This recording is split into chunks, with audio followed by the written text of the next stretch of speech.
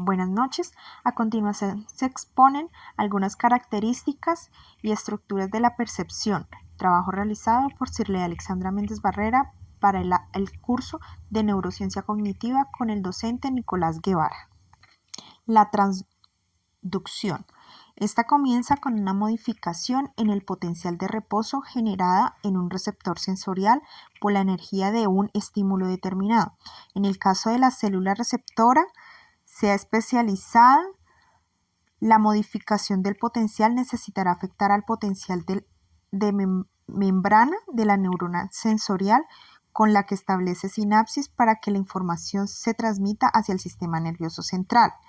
De forma habitual, el potencial receptor aparece por la apertura o el cierre de diferentes canales iónicos.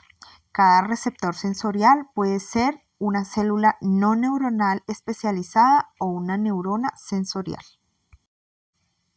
La corteza cerebral son funciones de la neurona de esta área: el lenguaje, la memoria, la lógica y la respuesta emocional, así como la conciencia, la interpretación de las sensaciones y el movimiento voluntario. Localiza e interpreta los impulsos transmitidos desde los receptores sensitivos del organismo, excepto aquellos provenientes de los sentidos especiales. Tiene áreas como la somatosensitiva primaria, ubicada en el lóbulo parietal detrás de la cisura de Rolando, o surco central, permitiendo reconocer el dolor, el frío o un toque suave. Esta está cruzada donde el área somatosensorial izquierdo recibe los impulsos del lado derecho y viceversa. El área visual está ubicada en la parte posterior del lóbulo occipital. El área auditiva está en el lóbulo temporal en las márgenes de la cisura de Silvio o surco lateral. El área olfativa se encuentra en lo profundo del lóbulo temporal. El área motora primaria está por delante de la cisura de Rolando en el lóbulo frontal. En esta área las vías también están cruzadas. Y el área de Broca se encuentra en la base de la circunvolución precentral anterior a la cisura de Rolando. Corteza sensorial primaria. Aquí, diferentes grupos de neuronas se encargan de procesar la información sensorial. El tamaño del área cortical dedicada a una región del cuerpo no es igual al tamaño real, sino que depende de la importancia funcional de esta parte. Por ejemplo, el área cortical es más grande para aquellas regiones de nuestra piel que desempeñan una función crítica de la discriminación táctil. Por ejemplo, la yema de los dedos o de los labios presenta una capacidad muy alta de discriminación sensorial. Lo mismo ocurre con el movimiento. No se necesita la misma precisión para llevar a cabo los movimientos de los dedos cuando tocamos un piano a los movimientos para poder inferir en el tronco y girarnos 90 grados. Las áreas sensoriales primarias son aquellas que reciben proyección de los núcleos de relevo de la información sensorial del tálamo. La corteza somatosensorial primaria se encuentra en el lóbulo parietal, concretamente en la circunvolución postcentral. Esta región cortical recibe información de los núcleos ventral, posterolateral y posteromedial del tálamo. En la corteza somatosensorial primaria observamos una organización somática. La corteza visual primaria se localiza en el lóbulo occipital, en la parte más posterior del mismo, en una visión lateral, y ocupa la cisura calcarina en una visión sagital medial. Esta región cortical recibe información del núcleo geniculado lateral del tálamo. La corteza visual primaria observa una organización retinotópica. La corteza auditiva primaria, por su parte, se localiza en el lóbulo temporal. Esta región de corteza agranular recibe información del núcleo geniculado lateral del tálamo. En la corteza auditiva primaria observamos una organización tonotópica. La corteza gustativa primaria se localiza en el opérculo frontal y en una región de la ínsula anterior. Esta región recibe información del núcleo ventral posterior del tálamo. La información olfativa, como se ha dicho, es la única que no hace relevo en el tálamo antes de alcanzar la corteza. La corteza periforme es lo que podríamos considerar análogo a la corteza sensorial primaria en la visión, la audición y el procesamiento somatosensorial. Procesamiento subcortical. Podemos dividir el procesamiento de la información sensorial que hay en el sistema nervioso central en dos clases: el procesamiento subcortical y el procesamiento cortical. En la mayor parte de los sistemas sensoriales, el procesamiento de la información proporcionada por las señales neurales iniciadas a partir del receptor comienzan en diversas estructuras subcorticales antes de alcanzar la corteza cerebral. Es en esta donde se cree que tiene lugar la percepción. La estructura subcortical principal del procesamiento de la información sensorial es el tálamo. La información que llega aquí lo hace de una forma extremadamente organizada. Dentro de esta estructura tiene lugar una serie de conexiones intratalámicas que probablemente filtran y modulan la información que será enviada a la corteza. En el caso de la transmisión de la información táctil, en el caso de nuestro brazo, el soma de la neurona sensorial se encuentra ubicado en el ganglio de la raíz dorsal y envía su axón a la médula espinal. Este sube por las columnas blancas dorsales y establece sinapsis con una segunda neurona a nivel del bulbo raquídeo. El axón de esta segunda neurona cruza hacia el lado contralateral del cuerpo estableciendo contacto con una neurona talámica. En el caso del sistema visual, las células ganglionares de la retina envían un axón a través de los nervios ópticos para alcanzar el núcleo geniculado lateral del tálamo.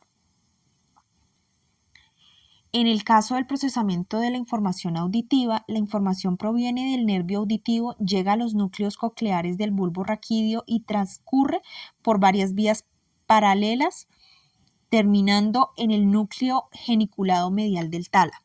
En el caso del gusto, es enviado a través de 3 niveles craneales: el facial 7, el glosofaríngeo 9 y el vago 10, hasta el núcleo del tracto solitario para alcanzar las neuronas del núcleo ventral posterior-medial del tálamo, del hipotálamo lateral y de la amígdala. En el caso del sistema olfatorio, los axones de las células receptoras establecen contacto con los penachos dendríticos apicales de las células mitrales y las prolongaciones de las células periglomerulares en el interior de los glomérulos. Los axones de las células mitrales alcanzan diferentes regiones cerebrales a través de los tractos olfatorios. Los axones del tracto olfatorio proyectan directamente a la corteza periforme, luego a la corteza entiforme y a la amígdala. De la corteza periforme se envía la información al hipotálamo y a la corteza orbitofrontal. De la corteza perineal al hipocampo y de la amígdala al hipotálamo. Toda la información sensorial pasa por el tálamo antes de llegar a la corteza, concretamente por los núcleos geniculado lateral, geniculado medial, ventral posteromedial y ventral posterolateral. Agnoxias. Las gnoxias son procesos de reconocimiento de los estímulos gracias a la función integradora de las áreas de asociación del cerebro en colaboración con diversas estructuras corticales y subcorticales. La lesión de estas áreas puede impedir la atribución del significado a los estímulos sensoriales, provocando así las agnosias, que vendría siendo la alteración caracterizada por la incapacidad para reconocer estímulos familiares y atribuirles significado. Es así como tenemos 5 tipos de agnosias: visuales, auditivas, somatosensoriales, olfativas y aquellas para enfermedades. Dentro de las agnosias visuales tenemos la de para objetos. que es la incapacidad para reconocer objetos y dibujos presentados.